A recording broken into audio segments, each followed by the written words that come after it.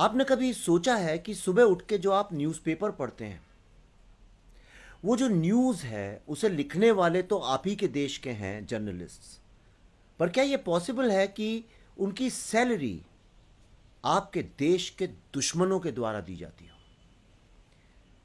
क्या आप सोच सकते हैं कि आपके बच्चे जो स्कूल में पढ़ने जा रहे हैं, वहाँ जो टीचर्स और प्रोफेसर्स हैं,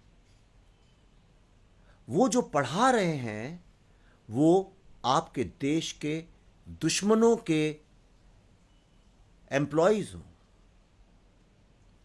क्या आप सोच सकते हैं कि जो फिल्में आप देखते हैं, जो टेलीविजन प्रोग्राम्स आप देखते हैं, ये बनाने वाले तो आप ही के देश के लोग हैं, लेकिन इसकी फाइनेंसिंग और क्या बनेगा क्या नहीं बनेगा ये आपके देश के दुश्मन डिक्टेट करते हो?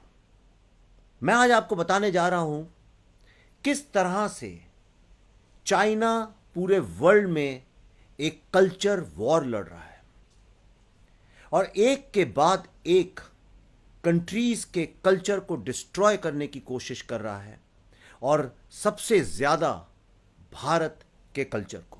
तो आइए मैं आपको यह कहानी बताता हूं। हॉलीवुड के एक बहुत 80s 90s के बहुत बड़े रोमांटिक स्टार थे, जैसे भारत में शाहरुख खान है, उससे भी बहुत बड़े, जिनका नाम है Richard gear.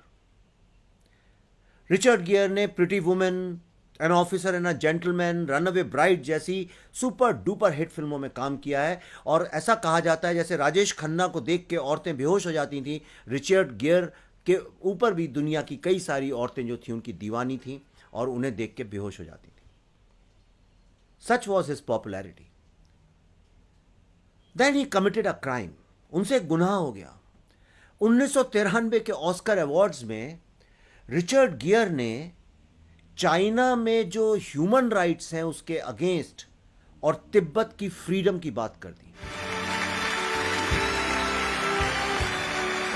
I had a thought about something actually before I came out. I want to share it with you. It's going to be short, but I was really struck by this idea that there were 1 billion people watching this thing. It's astonishing. 1 billion people watching. And I was curious about what countries this was actually going to. And it is in fact being seen in China right now. And the first thought that came to me was, I wonder if Deng Xiaoping is actually watching this right now with his children and his grandchildren, and with the knowledge that what a horrendous human rights situation there is in China, not only towards their own people, but to Tibet as well. And I was wondering if this kind of,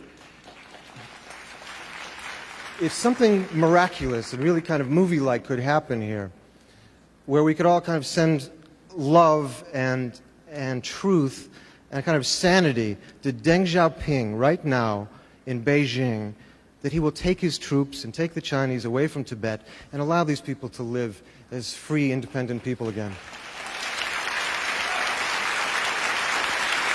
So, thought, we send this thought out.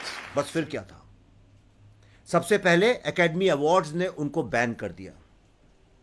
उसके बाद उनको फिल्में मिलनी बंद हो गई और धीरे धीरे रिचर्ड गियर का करियर हॉलीवुड ने ही खत्म कर दिया। पर क्यों? क्योंकि हॉलीवुड को जो कंट्रोल करते हैं वो हैं चाइनीज। रिचर्ड गियर ने, he said, there are definitely movies that I can't be in because the Chinese will say not with him. I recently had an episode where someone said that they could not finance a film with me because it would upset the Chinese. और ये world के सबसे बड़े superstar बोल रहे हैं, जिन्होंने billions of dollars कमा के दिए हॉलीवुड को। और ये पढ़ने के बाद मुझे अपना खुद का एग्जाम्पल समझ में आया। मैंने एक फिल्म बनाई थी जिसका नाम था बुद्धा इन अ ट्रैफिक जैम। उस फिल्म की थीम ये थी कि किस तरह से भारत में पिछले 50 साल से चाइना एक प्रॉक्सी वॉर लड़ रहा है नक्सलिज्म के नाम से, जिसको अब माओइज्म के नाम से माना जाता है। और ये पूरा का पूरा माओइस्ट आइडियोलॉजी से कंट्रोल्ड है और इसका मकसद है भारत को हर समय एनार्की में रखना और धीरे धीरे आर्म्ड रेवोल्यूशन से भारत से डेमोक्रेसी को हटाना। और इसलिए ये लोग भारत में भारत के स्टूडेंट्स को एम्प्लॉय करके, यूनिवर्सिटी के प्रोफेसर्स, एनजीओज, मीडिया, इंटेलेक्चुअल्स का एक नेक्सस बना के भारत के स्टूडेंट्स को यूज करके भारत के ही खिलाफ एक वॉर लड़ रहे हैं। और फिल्म की थीम थी कि एक यंग लड़का है जो कि बी स्कूल का है, और वो कहता है, इसका पर्दाफाश करता है और कहता है कि नए भारत के निर्माण के लिए बीच में से मिडिल मैन को निकालना आवश्यक है। जब वो फिल्म मैंने बनाई तो पूरा का पूरा बॉलीवुड मेरे अगेंस्ट खड़ा हो गया, डिस्ट्रीब्यूटर्स, प्रोड्यूसर्स, स्टूडियोज। मुझे ऐसा लगा कि शायद ये किसी कारण होगा, कुछ प्रोफेशनल कारण होगा।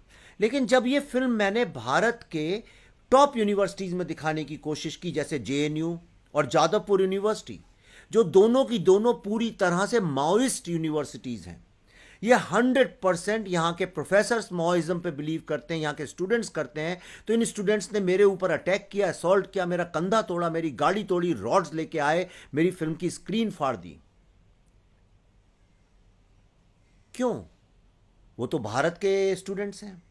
हम लोगों के आइडियोलॉजिकल डिफरेंसेस किसी और चीज पे हो सकते हैं, पॉलिटिकल पार्टीज को लेके हो सकते हैं, लेकिन भारत में Mao who killed millions of people, वो हमारी यूनिवर्सिटीज में प्रोफेसर्स पढ़ा रहे हैं, स्टूडेंट्स उस पर बिलीव करते हैं, और एक व्यक्ति जो कि राष्ट्र के हित की बात करने की फिल्म बनाता है, उसकी फिल्म को दिखाने नहीं देना चाहते हैं। मैं आपको एक तीसरा एग्जाम्पल बताता हूं। आपने एक बड़ी फेमस ग्रेविटी फिल्म देखी होगी। It's one of the classics. It got many Oscar awards also. आपने देखा होगा ग्रेविटी फिल्म में सैंड्रा बुलक जब वो फंस जाती है, she has to survive, what does she find? She finds a Chinese space station. सोचिए क्यों। मैं और एक आपको एग्जांपल बताता हूं। एक फिल्म है जिसका नाम है डॉक्टर स्ट्रेंज। डॉक्टर स्ट्रेंज में ओरिजिनल फिल्म में, ओरिजिनल स्क्रिप्ट में जो बनने जा रही थी, शूट होने जा रही थी, उसमें एक main character was a Tibetan character. लेकिन लास्ट मिनट पे उस कैरेक्टर को चेंज किया गया and he became a Celtic character. और ऐसे तमाम एग्जाम्पल्स हैं। आप सबसे आसान है, गूगल पे जाइए और सिर्फ ये टाइप करिए Chinese influence on Hollywood movies, आपको लिस्ट मिल जाएगी, films after films, some of your best most favourite films and some of the biggest blockbusters. उनकी थीम में कहीं ना कहीं चाइनीज आइडियोलॉजी, चाइनीज इन्फ्लुएंस कहीं ना कहीं आपको मिलेगा। No wonder Richard Gere's entire acting career was destroyed because he spoke against China.